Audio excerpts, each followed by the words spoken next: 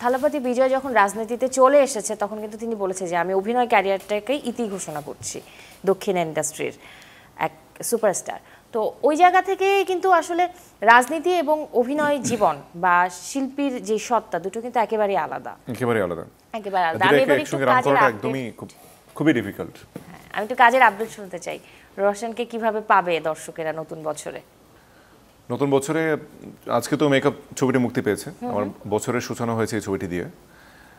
So আমার যারা দর্শক রয়েছে বা একেবারে যারা সিনেমার দর্শক রয়েছে তাদেরকে অনুরোধ করবো সিনেমাটি দেখুন, আশা করছি নিরাশ হবেন না।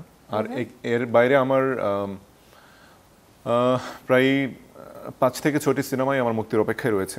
এর মধ্যে 3টি সিনেমা একেবারেই পোস্ট প্রোডাকশনের কাজ শেষ করে আচ্ছা মুক্তির জন্য প্রস্তুত।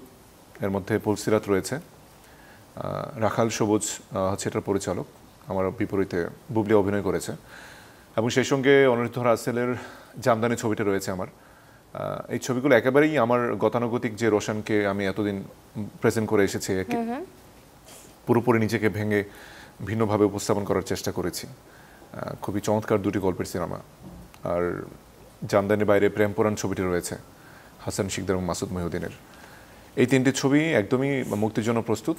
সেই সঙ্গে আমার জ্যাকপট, অপারেশন জ্যাকপট ছবিটি মুক্তিযুদ্ধকে কেন্দ্র করে, সেটির ফ্রান্সে আমরা হয়তো আগামী মাসে সেটি শুটিংয়ে যেতে পারি, পসিবিলিটি রয়েছে। আর সেই সঙ্গে আরও 2-3টি সিনেমার অ্যানাউন্সমেন্ট হয়তো আমি দিব বাহ, দারুণ। এই সব মিলে এগুলো নিয়ে আছে।